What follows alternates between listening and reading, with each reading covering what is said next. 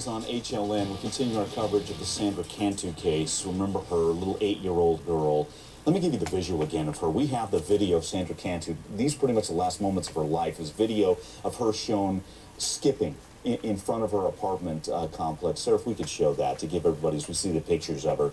Well, her accused killer, Melissa Huckabee, is back in court for the 4th time. Here's that video. Just a cute little 8-year-old girl described as just a ray of sunshine to so many. Well, she ended up dead on the bottom of a pond, stuffed in a suitcase.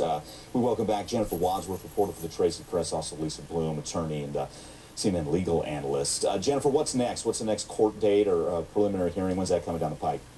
Well, the next time she's due in court is September 21st for a pre-preliminary hearing, and then the preliminary hearing actually starts on September 24th and carries on into October. Okay. Lisa, is that when we're going to get a lot of details? Because people have to understand this isn't Florida, like the Casey Anthony case, where we're getting a ton of details. California's different, right? That's right, and preliminary hearings are public, so the press will be allowed in, and at that point the press will hear the essence of the prosecution's case. They don't present everything in the prelim, but just enough to get to trial.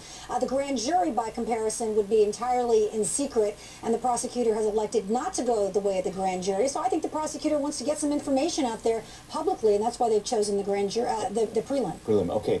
Jennifer, is there anybody else at all accused? Update us. Is it all Melissa Huckabee? Police still say she acted alone.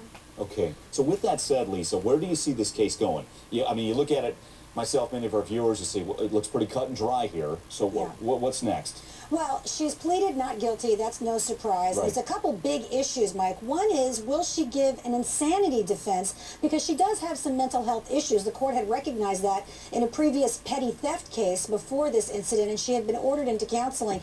And is the reason for the numerous defense delays so far because there were 3 court hearings before she even gave that not guilty plea, which she gave today. So are they stalling because they're trying to get a mental health expert to evaluate her and testify that she was insane at the time of the act? That's a question in my mind. The second big issue is the death penalty. California is a death penalty case, and the prosecutors have alleged enough information, special circumstances it's called under the law, to go for the death penalty. Are they going to seek the death penalty in this case? That's a big issue prosecutors will have to decide soon. Gotcha. Okay. Jennifer, when we talk about mental health issues here with Melissa Huckabee, didn't she try to commit suicide by swallowing razor blades, and was that before or after little Sandra's death? That was the day they found the suitcase in the dairy pond north of town, actually. It was actually, as soon as the news report said, they found a suspicious container. I heard reports that there's a woman in the hospital who tried to kill herself by swallowing razor blades. Weeks later, her ex-husband said in court that she had tried to swallow razor blades at that time. Okay. Lisa, real quick, so that happens after the crime.